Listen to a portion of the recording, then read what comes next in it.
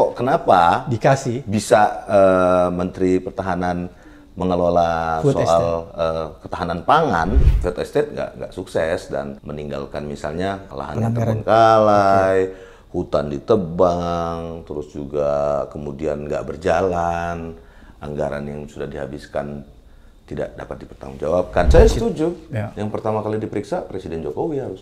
Makanya kalau memang betul kita ngomong fair, maka yang pertama kali harus kita periksa adalah Bapak Presiden untuk dipanggil oleh misalnya oleh penyelidik kah, oleh penyidik kah, oleh penegak hukum siapapun itu. KPK tidak boleh bertransaksi politik, dia tidak boleh berhutang budi. Nggak boleh penegakan hukum itu kita seret ke dalam perdebatan politik. Faktanya KPK menurun ya, artinya ya kesalahan Bapak Presiden. Assalamualaikum warahmatullahi wabarakatuh. Selamat datang di channel Abraham Samad Speak Up. Seperti biasanya saya tidak sendiri. Hari ini saya menghadirkan tamu yang juga sahabat saya. Kita akan mendiskusikan hal-hal yang menjadi topik yang sangat aktual akhir-akhir ini. Saya langsung memperkenalkan, ini sahabat saya, dulu penyidik saya di KPK, Muhammad Pratswat Nugra, SH LLM. Assalamualaikum. Waalaikumsalam Mas Pras. warahmatullahi wabarakatuh, Pak Abraham. Mas Pras ini Sehat, ya. sekaligus Ketua IM 57 Institut. Alhamdulillah ya Pak. Sehat Mas Pras? Sehat, Alhamdulillah. Mas Pras, ini kan kemarin kalau kita lihat ada kritikan ya, Ya. dari Sekjen PDIP tentang food estate. Ya kan, bahwa ini kan ada pelanggaran pidananya, gitu kan ya. Paling tidak pelanggaran pidana lingkungan, itu paling tidak. Kemudian akhir-akhir ini lebih seru lagi karena sudah ada beberapa tokoh-tokoh yang datang ke KPK, termasuk Pak Amin Rais, Rizal Ramli, banyak orang saya lihat kemarin datang ke KPK mau menemui pimpinan KPK untuk melaporkan kasus ini, tapi kemudian nggak ditemui. Tapi hari ini kita bukan bicara tentang tidak ditemui. Saya ingin bicarakan substansi dari masalah ini. Seperti yang dilansir beberapa media bahwa ini kan ada masalah nih, food estate ini. Paling tidak diduga ada pelanggaran pidana lingkungannya. Kalau kita bicara tentang pidana lingkungan, ini kan bagian juga dari kejahatan corruption ya. Apakah menurut Mas Pras ya, kasus ini harusnya bisa ditindaklanjuti atau paling tidak dianalisis lebih jauh oleh aparat penegak hukum? Oke, Pak Abraham, terima kasih. Menurut saya begini Pak Abraham, yang harus kita pahami sebelum kita bahas tentang apakah ada kasus korupsi di food estate. Itu food estate ini programnya Bapak Presiden Jokowi, yang notabene adalah kader PDIP. Dan juga program ini juga diusulkan saat itu juga para partai politik juga oleh beberapa partai politik, dan salah satunya juga PDI Perjuangan. Jadi menarik ya. Hari ini kan jadi agak-agak lucu sebenarnya ketika kemudian program pemerintah itu tergantung musim kampanye atau tergantung koalisi benar atau tidak benarnya, bermanfaat atau tidak bermanfaatnya suatu program pemerintah itu tergantung koalisi parpol menjelang pemilu. Ini lebih jauh lagi, kondisi Indonesia ini sudah pada krisis politik, pada betul-betul dalam konteks sudah tidak terarah lagi, politik hukumnya tidak terarah, kehilangan nakoda, dan yang paling penting adalah arah demokrasi kita mau dibawa kemana kalau kemudian kontestasi politik 5 tahunan sudah mulai mengakuisisi satu area yang harus steril dari intervensi politik, yang namanya area tersebut biasa kita sebut adalah area penegakan hukum, Pak Abraham. Jadi jangan sampai seperti yang kalau nggak salah terakhir ya kita diskusi ya Pak Abraham, waktu itu saya wanti-wanti berkali-kali, KPK tidak boleh bertransaksi politik, dia tidak boleh berhutang budi, karena kalau sekali KPK berhutang budi, maka dia akan membayar budinya dengan melakukan kriminalisasi. Nah ini hari ini juga politik tidak boleh masuk ke dalam penegakan hukum. Oke. Karena once dia masuk ke penegakan hukum, maka sudah tidak ada harapan lagi bagi kita se-Indonesia Raya untuk mendapatkan keadilan. Karena dia sudah dikooptasi oleh politik gitu loh. Dimana kita tahu di dalam politik semuanya tidak ada kawan, tidak ada lawan, tidak ada benar dan tidak ada salah. Yang ada adalah kepentingan politiknya. Penegakan hukum tidak boleh masuk ke situ. Gitu Pak Abraham. Jadi menurut Pras bahwa kasus ini adalah kasus yang bernuansa politik. Kasus politik. Oleh karena itu standing posisi penegak hukum bagaimana? Tapi kan misalnya begini, kan aparat penegak hukum juga tidak boleh mengabaikan. Kan? Kalau ada hal-hal yang sebenarnya bisa dipotret secara visual, bahwa memang ada masalah di sana. Masa penegak hukum harus berdiam diri, takut bahwa ini nanti ada masalah politiknya, padahal pada saat yang bersamaan bahwa memang ada masalah di situ. Itu bagaimana posisi penegak hukum? Saya setuju. Yang pertama kali diperiksa Presiden Jokowi harus. Oh gitu. Iya dong. Karena ini kan program presiden. Jadi, ini menarik. ini program presiden Pak Abraham. Jadi kalau food estate mau diusut atau mau dianalisis, harus dimulai dari orang pertama kali ide itu berasal dari mana. Oh jadi yang pertama harus diperiksa siapa? Bapak Presiden dong. Habis itu? Menteri-menterinya. Contoh misalnya food estate itu di bidang Menteri Perekonomian kah, di bidang kan diberikan kepada Pak Prabowo, Menhankam. Kalau di Menhankam, dia kan harus ada. Jadi Menhankam itu sebenarnya kan tidak mengurusi makanan makanya itu yang aneh kan. Nah pertanyaannya kok kenapa dikasih bisa Menteri Pertahanan mengelola soal ketahanan pangan ini Pak ya. Proyek ini diberikan sama dia. Iya, ini kan ada dari Bappenas, ada dari Kementerian Keuangan, ada dari mungkin Kementerian Pertanian harusnya. Pertanian, Kehutanan, soal area kan. Nah, ini kan lintas sektoral nih Pak Abraham.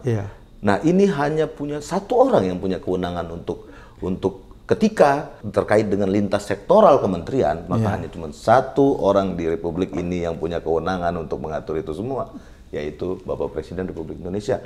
Makanya kalau memang betul kita ngomong fair, maka yang pertama kali harus kita periksa adalah Bapak Presiden untuk dipanggil oleh misalnya oleh penyelidik kah, oleh penyidik kah, oleh penegak hukum, siapapun itu. Saya nggak bermasalah siapapun penegak hukum, tapi harus fair. Maka kemudian kalau misalnya fair, periksa food estate, maka kita harus periksa dari Bapak Presiden, dan itu diusulkan oleh Partai PDIP yang dimana di situ Bapak Presiden bernaung ya sampai saat ini sebagai anggota. Gitu Pak Abraham. Ini menarik nih pernyataannya Mas Pras. Pantasan kalau saya lihat ya, ketika kasus itu mencuat, yang pertama-tama melakukan pembelaan terhadap kasus ini, yang membela Prabowo, itu adalah Presiden Jokowi sendiri. Karena itu programnya Bapak Presiden. Jadi wajar ya dia membela. Secara objektif ya saya harus ngomong.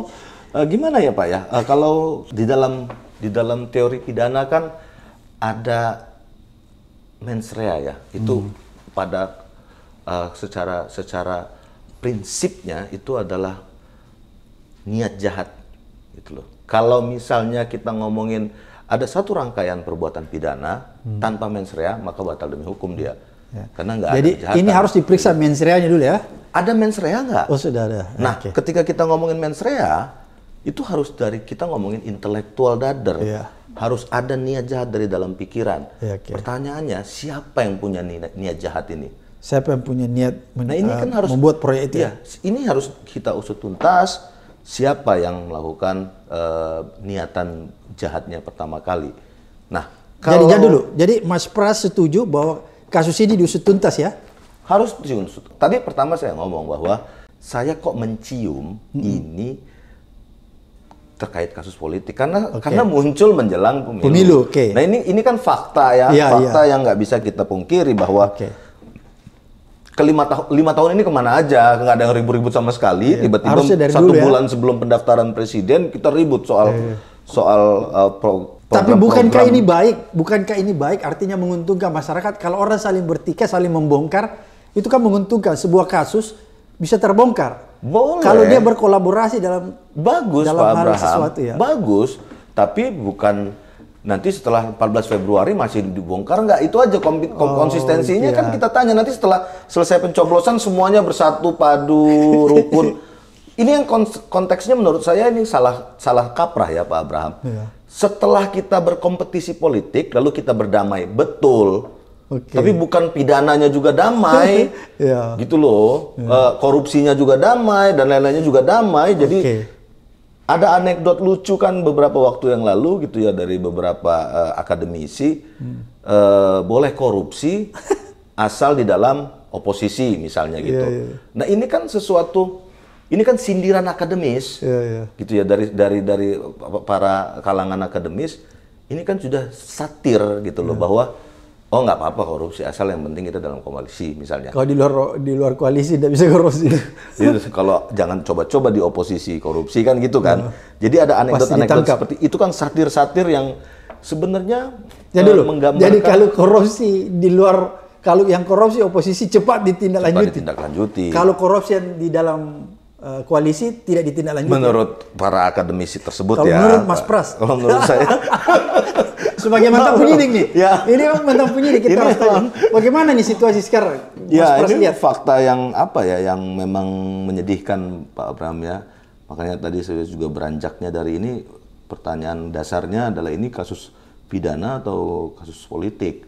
Karena kenapa kok kasus pidana muncul di menjelang Pilpres, nanti hilang?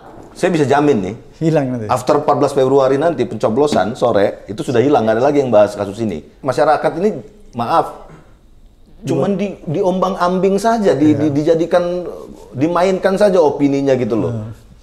Kalau bahasa kasarnya itu dibodohi, seolah-olah ada orang yang serius mau membongkar. Tapi ketika kita sudah mulai serius baper, udah mulai, oh iya juga itu ada sekian triliun anggaran bla bla bla bla, mulai kita baper dan kita kemudian, oh di situ jangan-jangan ada korupsi. Begitu selesai pemilu hilang semua. Oleh karena itu sebenarnya kalau mau tidak hilang, harusnya kan aparat penegak hukum responsif. Nah, kan gitu kan? Betul. Gitu.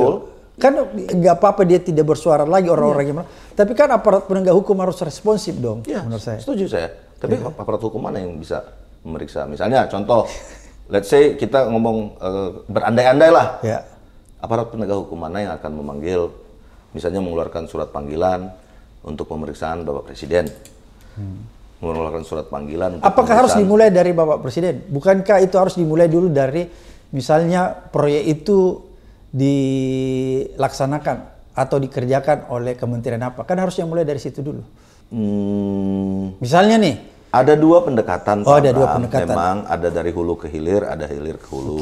Itu teknik penyidik lah Pak ya. Kalau saya juga Pak mau Mas Pras nih, kalau saya pasti saya akan cari dari mensreanya dulu. Dari siapa dulu kalau Mas Pras? Dari siapa nih? dulu, ide awalnya siapa, terus itu kemudian eksekutorialnya siapa, terus kemudian tiba-tiba misalnya ada kalau begitu Mas Pras lihat ini proyek idenya siapa nih awalnya?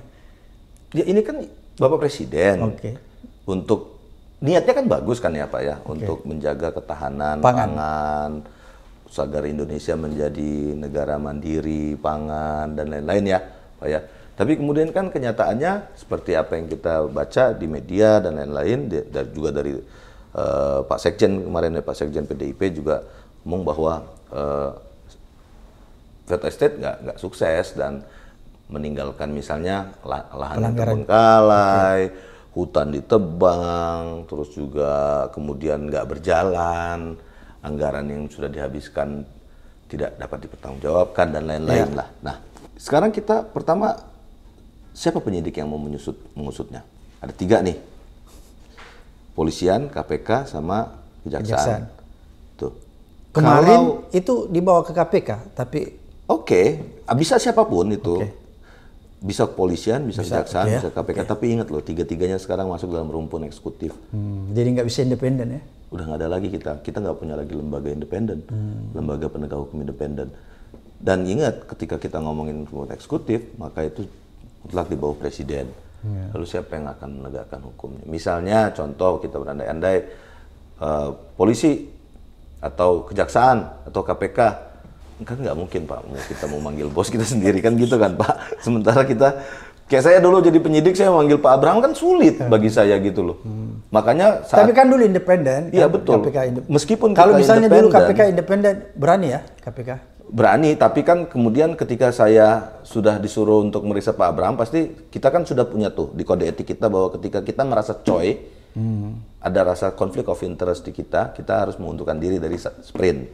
Kan gitu ya Pak. Okay. Kalau terkait dengan misalnya ada sanak saudara kah, ada apakah, ada orang yang kita ngerasa deket. Dari sprint ya, bukan dari penyidik, dari jabatan penyidik, bukan dari sprint. Kalau dulu diatur di kode etik KPK kan seperti itu Pak Abraham. Kalau sekarang gimana? Siapa yang mau meriksa? Jadi as simple as that sih Pak. Oke, jadi kalau menurut Mas Pras, seharusnya Sekjen PDIP itu bukan mengarahkan itu kepada Pak Prabowo, tapi harus mengarahkan itu kepada orang, misalnya pemimpin tertinggi ya. Ya, perdebatannya kan harus dimulai di DPR kan, pada saat proyek itu diajukan masuk dalam APBN, lalu kemudian partai-partai yang mendukung dan lain-lain. Nah, kalaupun itu dianggap sebagai misalnya kasus korupsi, dia harus spesifik, spesifik ke kita kan di dalam hukum pidana ini nggak boleh menggunakan analogi Pak ya. Jadi secara teori nggak boleh kita menyindir-nyindir seseorang gitu dalam hukum pidana. Jadi kita harus 5W1H-nya itu udah siapa, kapan, mengapa, di mana dan lain-lain itu udah lengkap. Harus firm ya. Firm. Lalu kita kemudian kita sampaikan ke penegak hukum. Gitu kan. Jadi bukan jadi, maaf ya Pak ya, bukan jadi perdebatan politik di dalam konteks membangun koalisi atau dalam konteks pilpres dan lain-lain, bukan. Itu tadi Pak, nggak boleh penegakan hukum itu kita seret ke dalam perdebatan politik. Penegakan hukum itu adalah tempat masyarakat mencari keadilan, harapan kita mencari keadilan. Kalau begitu kan begini, masyarakat atau orang itu ketika ingin melaporkan kasus korupsi ke aparat penegak hukum, kan tidak harus dia mempunyai bukti-bukti yang akurat. Betul. Karena kan tugas mencari alat bukti itu tugas penegak hukum. Betul. Jadi cukup dengan informasi dan data-data yang ada, itu bisa diserahkan ke aparat penegak hukum, dan kemudian nanti aparat penegak hukumnya menindaklanjuti, melakukan investigasi. Betul. Jadi begitu kan mekanismenya. Betul. Oleh karena itu kalau misalnya ada masyarakat kemarin yang ingin melaporkan ke KPK, wajar dong? Wajar dan oke-oke saja. Asal jangan dilaporin di media ya Pak ya. Tapi kalau misalnya dia wawancara aja, itu bukan pelaporan kasus korupsi. Kalau dilaporin ke KPK, terus diliput media? Diliput media oke, nggak ada masalah Pak. Kan berarti dia bukan melaporkan ke media, bisa, yang nggak ada masalah. Kan? Itu bisa kita gunakan. Cuman yang harus kita wanti-wanti juga bahwa kemudian KPK harus firm ya Pak ya, bahwa dia nggak masuk ke dalam ranah politik. Beberapa waktu yang lalu Bapak Jaksa Agung ngeluarin surat edaran untuk memberhentikan sementara proses pemeriksaan atas capres, bacapres, caleg dan lain-lain. Kemudian KPK tidak, kami akan terus melaksanakan itu. Buktikan. Jadi jangan jadi gimmick gitu loh. Dia harus buktikan. Saya dukung banget nih, misalnya kalau KPK beneran nggak cuma sekedar gimmick-gimmick politik ya. Dukung ya, harus menerima kemarin itu ya. Buktikan, ya nggak, KPK periksa aja. Berani nggak? Berani nggak dia? Gitu kan? Oke Mas Pras, ini menarik ya. Ini ada data di sini bahwa proyek food estate itu kan bukan proyek kecil ya. Dia dibangun di Kalimantan Barat dengan luas area itu 120.000 hektar. Ya. Kemudian di Kalimantan Tengah 180.000 hektar, Kalimantan Timur 10.000 hektar, banyak lagi, Maluku 190.000 hektar, Papua 1,2 juta hektar. Ini kan berarti bukan proyek kecil ya kalau kita lihat data-data. Proyek yang mega proyek lah ya, kalau kita istilahkan mega proyek.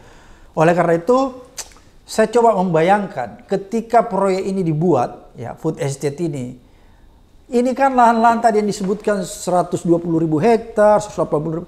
Ini kan di atas lahan ini kan pasti ada berdiri tanaman. Oke kan? Pasti ada pohon-pohon di atasnya kan ketika mau dibuat sebagai food estate. Ditebang itu semua pohon-pohonnya. Kan ditebang. Pohon-pohon itu kan habis ditebang kan tidak mungkin dibiarkan begitu saja.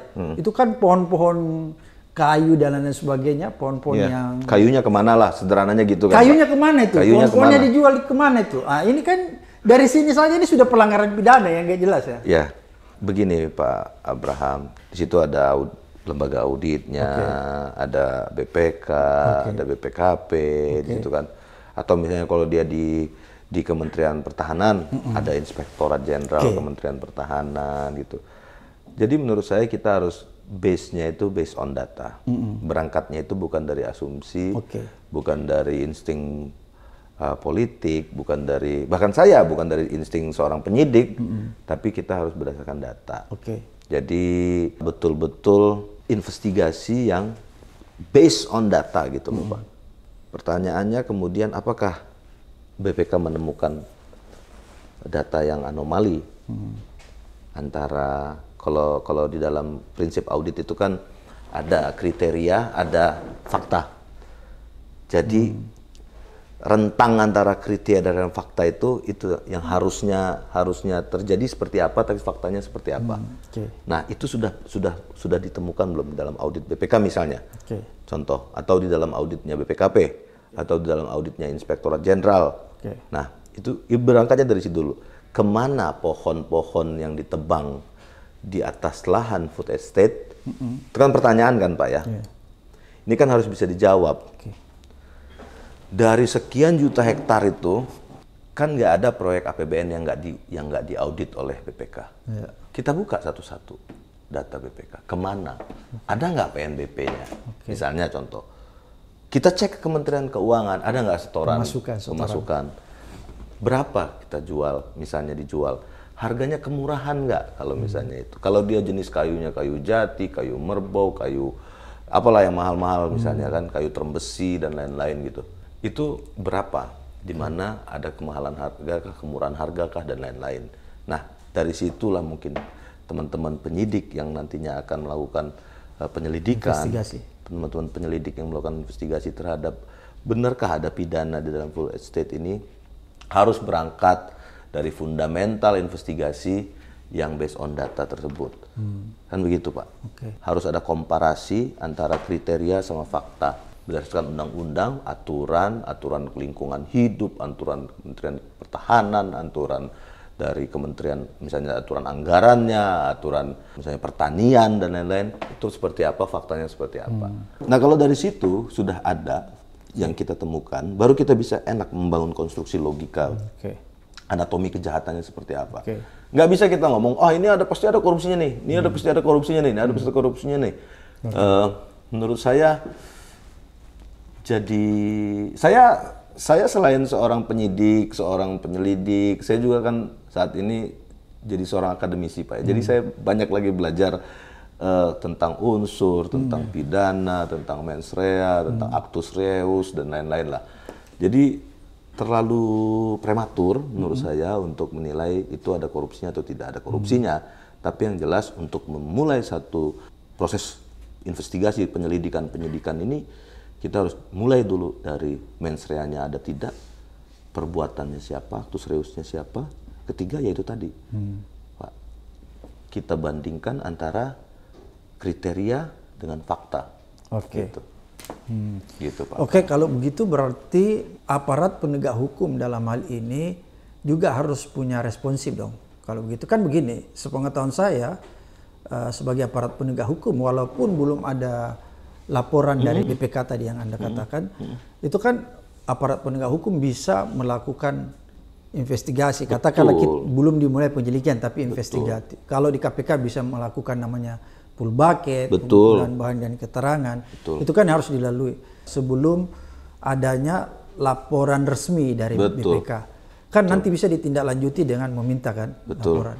Apakah itu hal-hal seperti itu harus dilakukan? Beban untuk mencari alat bukti, Pak Abraham Samad, itu bukan terletak di pelapor, which is itu masyarakat. Makanya. Beban untuk mencari alat bukti itu ada di lembaga penegak hukum.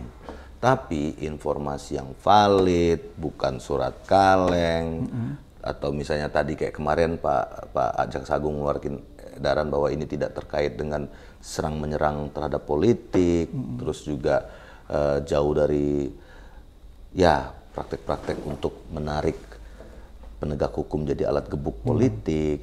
Dan yang pasti juga harus dijamin bahwa ini setelah kontestasi pemilu selesai tetap dilaksanakan gitu loh. Penyelidikannya, penyidikannya, penetapan tersangkanya, penuntutannya atas kerugian keuangan negara. Misalnya 10 triliun, let's say, atau 5 triliun, atau 1 triliun.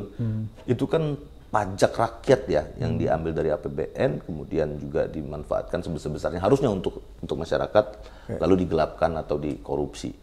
Nah, ini aja yang kemudian kita butuh jaminan, jangan sampai nanti penegakan hukum, pemberantasan korupsi ini cuman jadi pemanis aja, Pak. Kayak garam aja gitu loh. Ribut-ribut di awal. Ditambah atau dikurangi aja garam. Ya? Ini yang menurut saya ini sudah sesat fikir ya dari upaya pemberantasan korupsi atau upaya penegakan hukum. Kemudian penegakan hukum ini hanya dijadikan alat untuk misalnya mendongkrak popularitas, gitu loh. Ini kan yang nggak boleh, Pak, kita lakukan. Kalau Mas Pras lihat, apakah ini dijadikan alat mendongkrak popularitas atau memang perlu? Kan begini, untuk membuktikan bahwa apakah ini sebagai alat untuk mendongkrak popularitas, alat untuk melakukan pencitraan bahwa partai ini partai anti korupsi, kan harus dibuktikan. Cara membuktikannya ya itu tadi, harus dilihat juga kasus ini. Katakanlah belum diselidiki, tapi paling tidak diinvestigasi, paling tidak dilakukan full bucket dulu. Agar kita tahu kan bagaimana caranya kita mau tahu bahwa apakah ini alat pencitraan atau apa, kalau kita sendiri nggak tahu kan gitu kan. Tentu saja saya akan ngomong di dalam ruang keahlian saya ya, Pak Abram. Saya ahli di bidang pidana misalnya, dan kemudian saya sebagai penyelidik di KPK selama 15 tahun. Jadi saya nggak akan ngomong masuk ke dalam ranah politik gitu, Pak. Dari perspektif saya, ketika ada laporan dari masyarakat dan laporan itu memiliki data yang kalau istilah kami dulu di KPK itu datanya material, ya.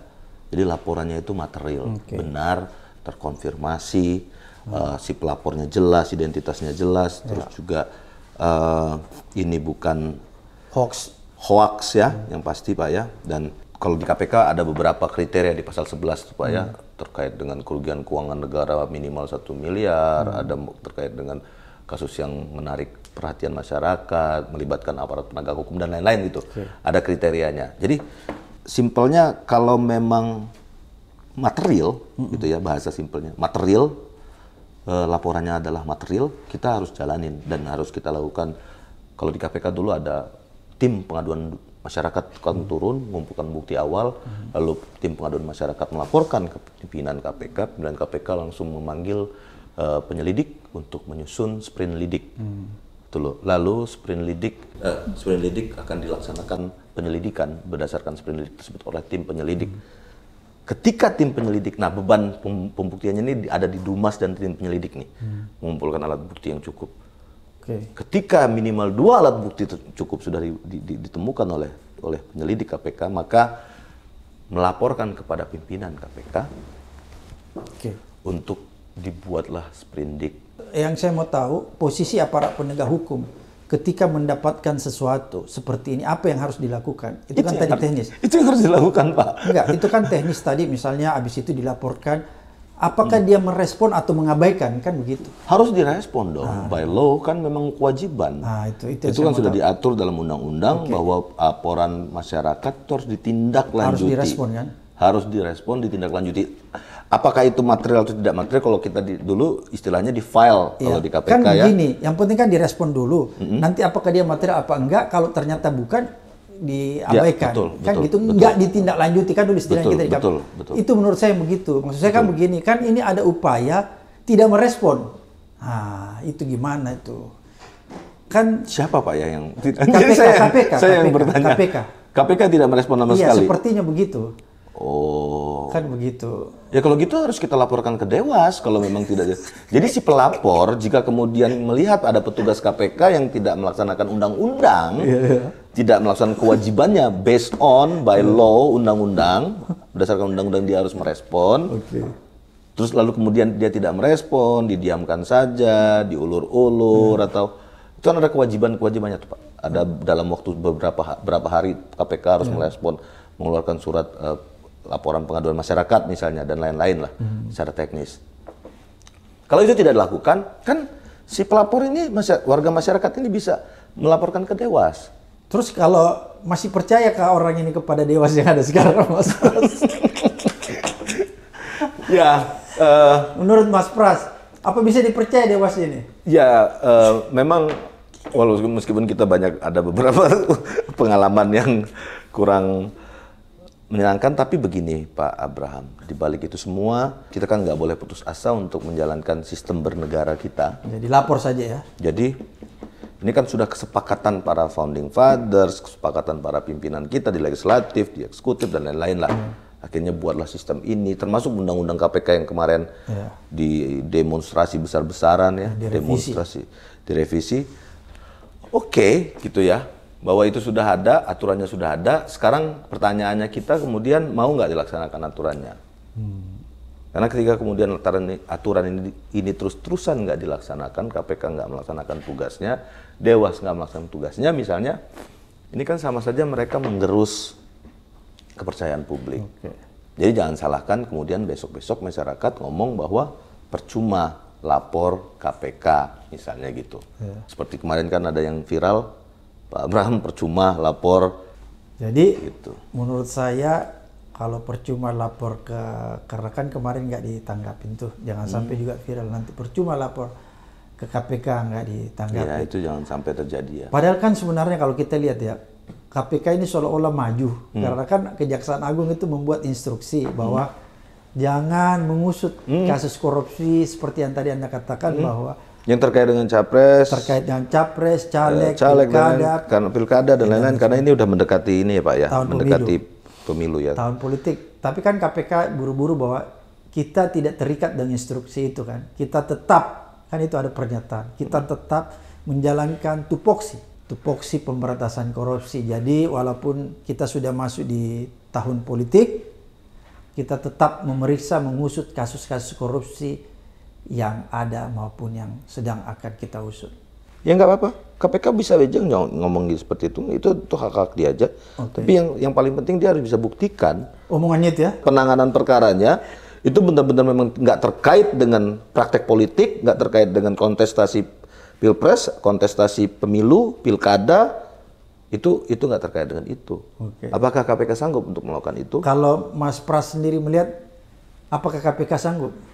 Saya nggak ngelihat ada toolsnya ya Pak ya. Dan setiap era pimpinan KPK itu selalu ada satu kesepakatan tidak tertulis Pak. KPK itu nggak mau masuk ke dalam perkara yang terkait dengan politik pemilu. Termasuk zaman Pak Abraham.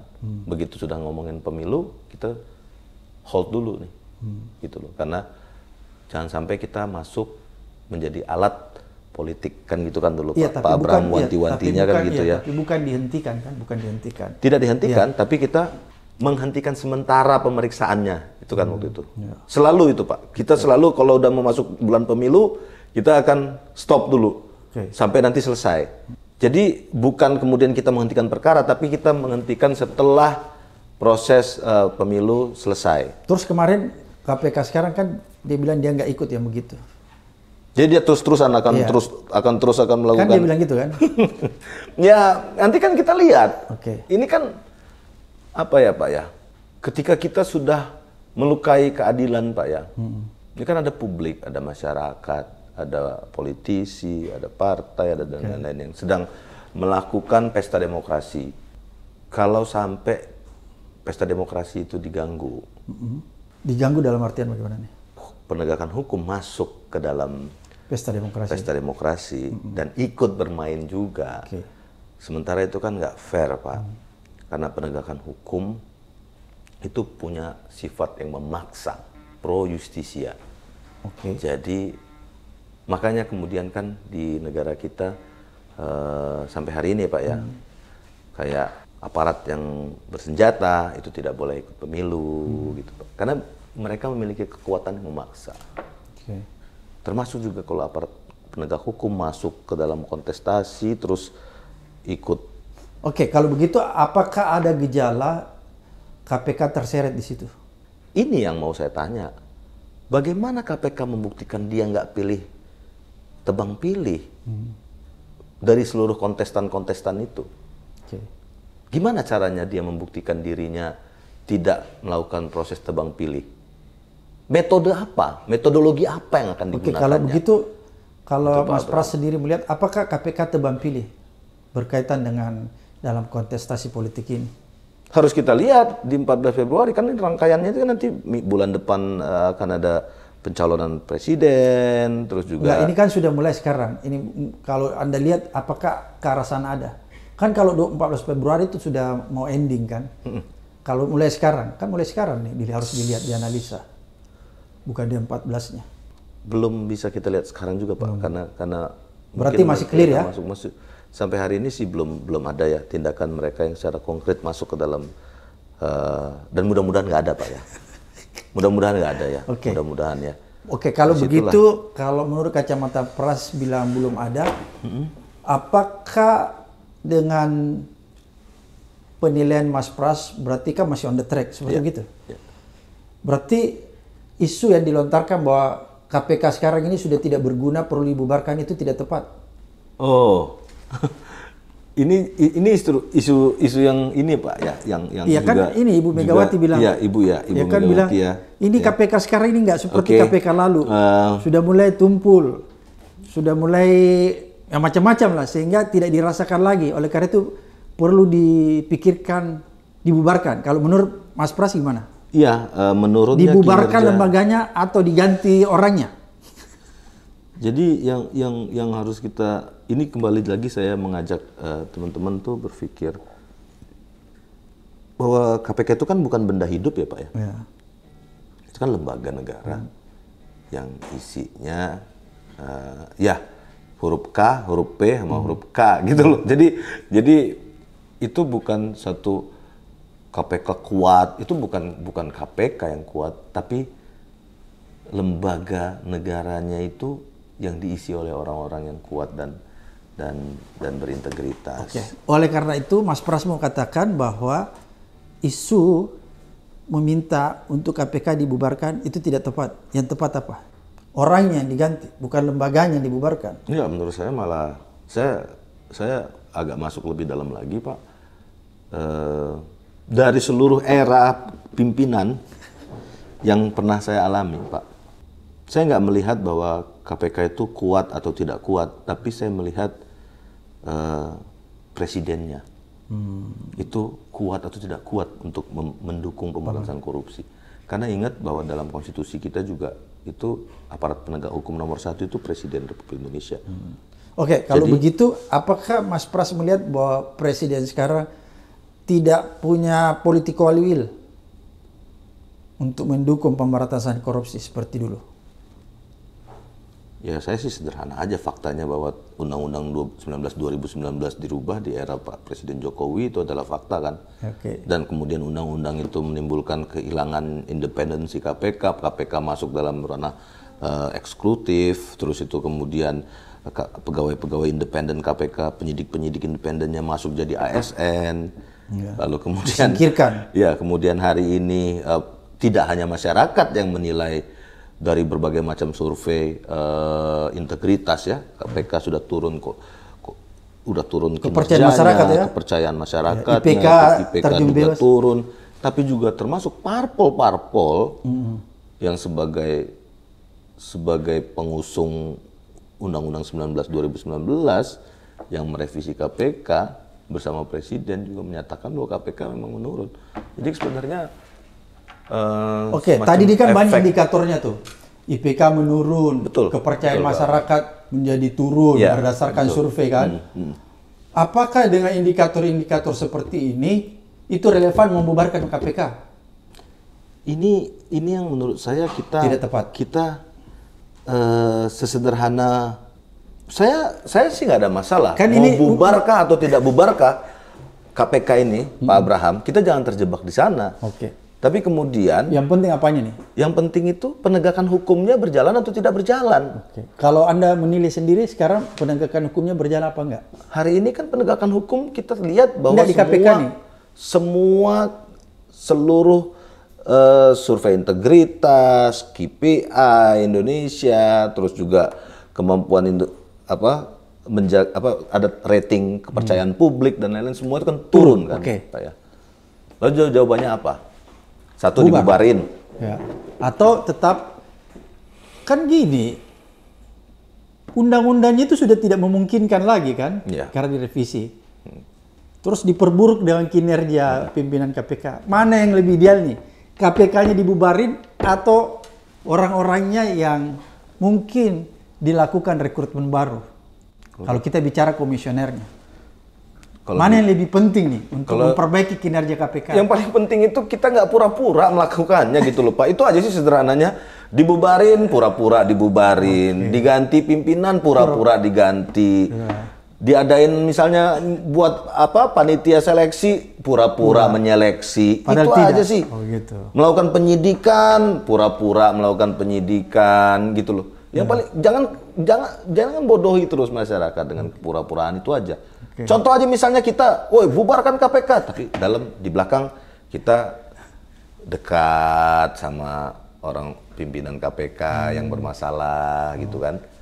Jadi saya sudah bisa berarti menurut Pras ini yang penting bukan KPK-nya dibubarin, orang-orangnya dengan serius.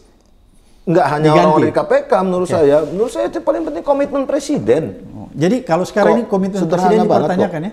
Sederhana banget kok. KPK itu sekarang itu sudah ada di dalam rumpun eksekutif. Jadi di bawah kontrol presiden. Jadi presiden bertanggung jawab ya? Betul, presiden mutlak bertanggung jawab sekarang. Konsekuensi dari Undang-Undang 19 2019. Jadi kita ngomongin kita ganti pimpinan KPK ya percuma kalau presidennya kemudian ya tidak kalau kata bahasa politik hukum negara Republik Indonesia ini mau ke arah mana? Mau tetap menempatkan bahwa korupsi adalah kejahatan extraordinary crime yang harus kita tangani dengan sekeras-kerasnya atau dengan kita harus basmi dengan setuntas-tuntasnya, atau hanya sekedar aktivisme, ada semacam foto-foto gitu loh, ada rangkaian potong pita, seremonial gitu-gitu. Atau memang kita serius mau benar-benar memberantas. Kalau ini pertanyaan terakhir. Ya Pak Abraham. Presiden serius nggak nih? Ya sampai saat ini ya faktanya KPK menurun, ya artinya ya kesalahan Bapak Presiden. Terima kasih Mas Pras. Apa yang sudah disampaikan ini sebagai informasi yang sangat bermanfaat bagi masyarakat untuk memberikan penilaian kepada KPK sehingga kita tahu apa yang harus dilakukan pemerintahan ke depannya untuk menyelamatkan PK. Sampai ketemu di episode berikutnya di Abraham Samad Speak Up. Salam anti korupsi.